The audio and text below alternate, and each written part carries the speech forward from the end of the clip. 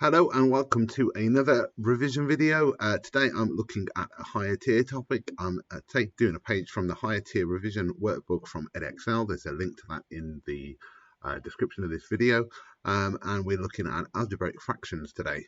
This is topic 47 or page 47 in your revision workbook. And we will crack straight on. So question 1, simplify fully 3 over 4x plus 1 over 8x, and it's given us a kind of scaffold, a hint to find the common denominator. So the lowest common multiple of 4x and 8x is 8x. So I'm going to put 8x in as my denominator there, and there. We might simplify that down there if it works. So we don't need to adjust the first fraction, we don't need to adjust the second fraction. We need to adjust the first fraction though. We would be timesing the whole of that fraction by 2, so that becomes 6. So then we add our numerators, so we would get 7 over 8x, which can't be simplified. So that's going to be our answer. Right, for question 2, and again, similar process. This time we put them over the same denominator of 6. So to do that, I need to times the top fraction, the first fraction by 3, so that would become 3x plus 3. And I need to times the second fraction by 2, so that would be 2x minus 4. And we've got a subtraction in the middle.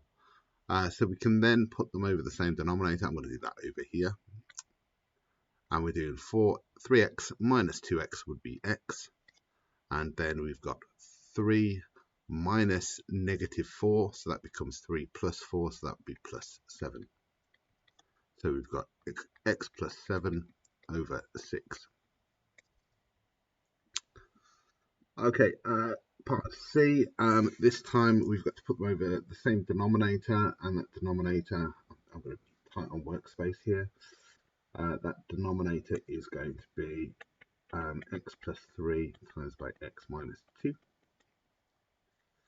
So my numerator for my first one needs to be times by x minus 2, so that would be 2x minus 4.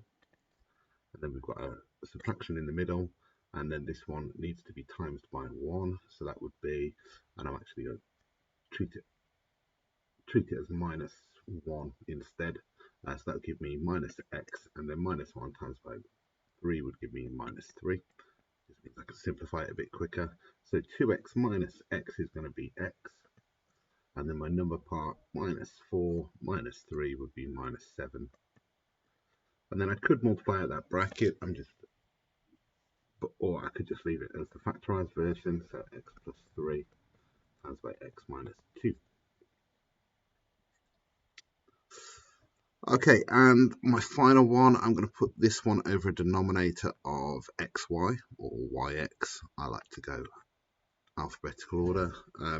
So to do that, I need to times this first fraction by x, so that would be x squared, and then this would be times by y, so it would be y squared. So I'm going to leave that as, I don't need the bracket really, x squared plus y squared over xy. Let me just tidy that plus sign up.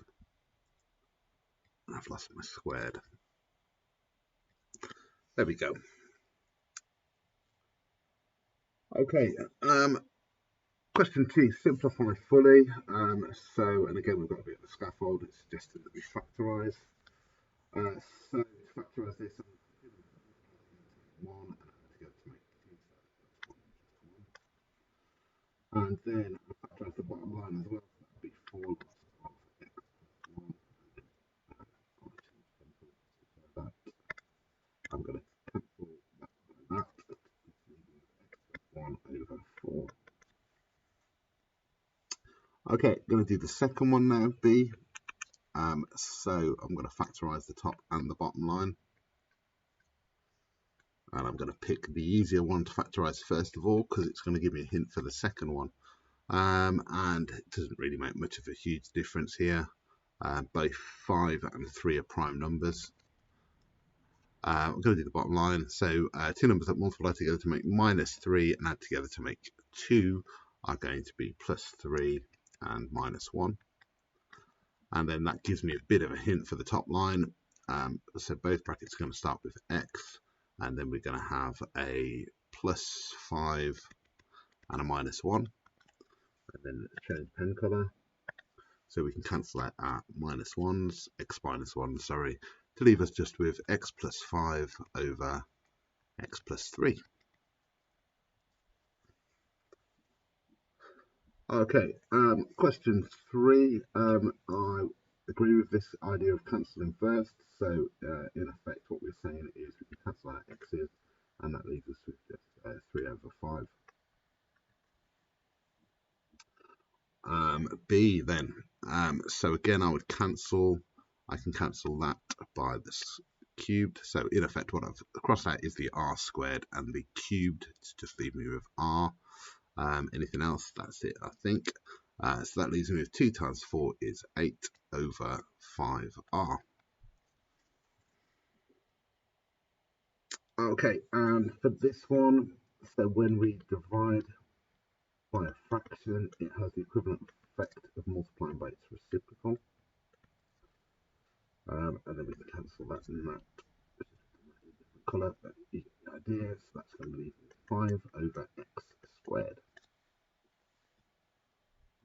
Right, for this one, so first fraction is already simplified and factorised. What I'm going to do is multiply by the reciprocal, but factorise as I go. So that's going to be x plus 4 times by x minus 4, because it's the difference of 2 squares, over 3 lots of x plus 2. Right, so what can I cancel? I can cancel my x plus 2's, and I can cancel that as well. So actually my answer, I've gone over my answer line, but I'm going to be left with x minus 4 over 3. I think that's all. Okay, question 4, solve. So for solving like this, I tend to, for my method, I would times both sides by the lowest common multiple. So I'd times both sides by 12 as my first step. I don't tend to put them over the same denominator for this. I get rid of the denominator straight away. So if I times this fraction by 12, that would leave me with, I need to times it by 3, so that would be 9x. And then times this one by 12, that would times by 4, so that would be 8. And that's going to be equal to 12x. So minus 9x from both sides, I would get 8 is equal to 3x. And then divide both sides by 3, I would get 8 over 3 is equal to x, which I think would be absolutely fine. We could say that that's 2 and 2/3, but I think 8 is absolutely fine. And I do a similar process here. I'd multiply 3 by 4x as my first step, so that wouldn't affect the so my numerator would just stay as 3 for the first one. For this one, if I times this by 4x, I would need to times the numerator by 2. And that's going to be equal to 4 times 4 is 16x. So 1 is equal to 16x. So x is equal to 1 over 16. And I've seen a lot of methods where they would put them over the same denominator and then multiply 3 by that denominator. I find that a shorter method. So for this one, I would need to times by similar process, same process. I would times both sides by 10.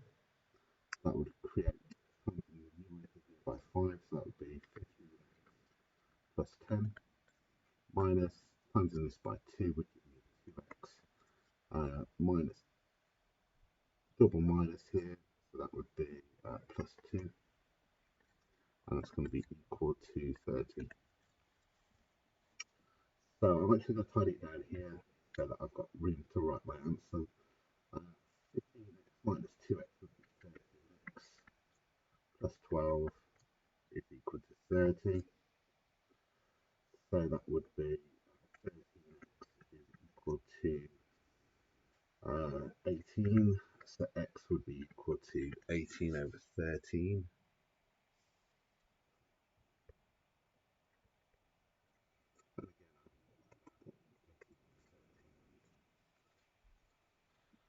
Right, for this one, I would need to times through by a common denominator of 2 times by x plus 1. So that would just times this fraction by 2. So that would be 10 minus 3 is equal to, and the 2's would actually cancel, so that's quite nice. So that would just be x plus 1. So that means 7, so 6 is equal to x. So what I've done there is I've said 10 minus 7 is, sorry, 10 minus 3 is 7, but then I've also minus 1 from both sides to get x is equal to 6.